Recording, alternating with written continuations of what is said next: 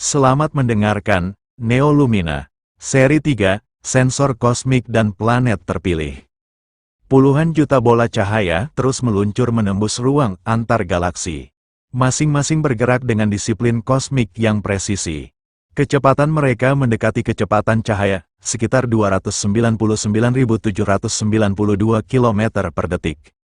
Sensor kuantum di dalam bola cahaya terus memindai bintang, planet, dan medan energi kosmik.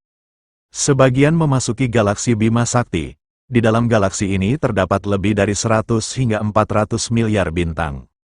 Salah satu wilayahnya adalah lengan Orion. Lengan Orion. Lengan Orion adalah cabang spiral kecil di galaksi Bima Sakti. Para astronom menyebutnya Orion Spur. Wilayah ini memiliki panjang sekitar 3.500 tahun cahaya dan berada di antara dua lengan besar galaksi. Lengan Sagittarius, lengan Perseus. Di wilayah inilah terdapat sebuah bintang kuning yang relatif tenang. Bintang itu bernama Matahari, sistem bintang Matahari. Matahari adalah bintang kelas G-type main sequence. Usianya sekitar 4,6 miliar tahun, diameter Matahari sekitar 1,39 juta kilometer. Gravitasi Matahari mengikat 8 planet utama dalam sebuah sistem yang disebut tata surya. Planet-planet itu adalah 1. Merkurius, 2. Venus, 3. Bumi, 4. Mars, 5. Jupiter, 6. Saturnus, 7. Uranus, 8. Neptunus. Sensor bola cahaya memindai setiap orbit planet ketiga. Ketika sensor mencapai orbit ketiga, sistem di dalam bola cahaya tiba-tiba mengaktifkan analisis penuh. Planet ketiga, planet biru, planet dengan atmosfer stabil. Planet yang memiliki air dalam bentuk cair, sensor membaca parameter satu persatu. Komposisi atmosfer, 78% nitrogen, 21% oksigen. Gravitasi, stabil. Medan magnet, aktif. Suhu permukaan, berada dalam zona yang memungkinkan molekul kompleks terbentuk. Air menutupi lebih dari 70% permukaan planet. Sistem menyimpulkan, planet ini berada di zona layak huni. Zona ini oleh astronom disebut habitable zone, wilayah orbit di mana air dapat tetap cair di permukaan planet.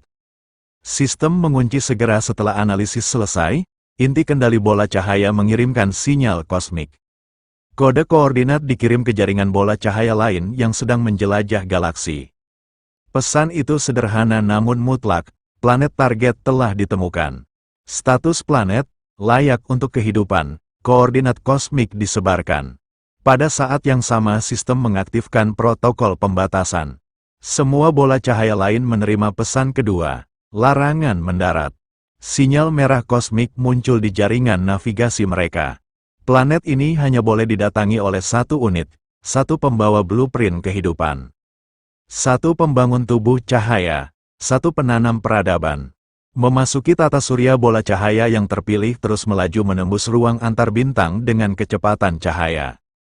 Di ruang antar galaksi, kecepatannya tetap stabil, ia tidak diperlambat oleh debu kosmik, tidak pula terbelokkan oleh gravitasi seperti benda bermassa. Strukturnya berbasis energi cahaya.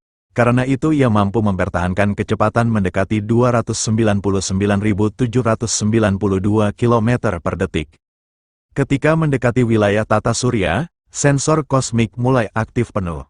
Di pusat sistem ini terdapat sebuah bintang kuning stabil. Matahari, yang menjadi pusat gravitasi seluruh planet di sekitarnya. Namun bola cahaya tidak memasuki sistem ini seperti meteor atau komet. Ia tidak jatuh mengikuti gravitasi. Ia menembus ruang orbit dengan presisi lintasan cahaya. Bola cahaya melewati wilayah orbit terluar. Ia melintas dekat orbit Neptunus. Kemudian melewati orbit Uranus. Selanjutnya melintas di wilayah Saturnus, planet bercincin es raksasa. Lintasannya tetap lurus dan stabil. Gravitasi planet-planet raksasa tidak mampu mengubah arah utamanya. Tujuan bola cahaya hanya satu. Planet ketiga dari Matahari. Planet biru yang telah dipilih, Bumi, mengikuti orbit Bumi. Ketika mencapai wilayah orbit Bumi, sistem navigasi bola cahaya mulai melakukan manuver presisi. Bola cahaya tidak langsung turun ke planet, ia terlebih dahulu menyesuaikan posisi dengan jalur orbit bumi mengelilingi matahari. Orbit bumi berada pada jarak rata-rata sekitar 150 juta kilometer dari matahari. Bumi bergerak mengelilingi matahari dengan kecepatan sekitar 30 km per detik. Namun bola cahaya jauh lebih cepat. Kecepatannya tetap berada pada kecepatan cahaya. Dengan kecepatan ini, bola cahaya mampu mengitari jalur orbit bumi dalam waktu sangat singkat. Ia melakukan 2 putaran orbit presisi mengikuti jalur bumi. Putaran pertama digunakan untuk pemetaan total planet. Sensor menganalisis struktur atmosfer distribusi samudra, aktivitas geologi kestabilan medan magnet plane, semua parameter cocok dengan desain kehidupan yang tersimpan dalam inti bola cahaya. Putaran kedua pada putaran kedua, sistem mulai menghitung titik pendaratan paling stabil. Planet biru itu tampak jelas. Samudra luas memantulkan cahaya matahari. Awan putih bergerak perlahan menutupi sebagian permukaan. Benua purba masih sunyi, belum ada peradaban, belum ada manusia. Hanya planet yang siap menjadi tempat kehidupan baru. Pada titik terdekat dengan bumi, sistem pendaratan mulai aktif. Untuk pertama kalinya sejak meninggalkan galaksi asalnya, bola cahaya mulai mengurangi kecepatannya. Perlambatan ini tidak terjadi di ruang antar bintang. Ia hanya dilakukan ketika memasuki wilayah atmosfer planet target. Lapisan atmosfer bumi mulai terdeteksi. Medan magnet planet membentuk perisai alami. Bola cahaya kini bersiap melakukan langkah terakhir. Turun ke planet biru, planet yang telah dipilih dari jutaan kemungkinan di galaksi. Dan di langit bumi purba, sebuah cahaya mulai melambat, turun perlahan menuju dunia baru.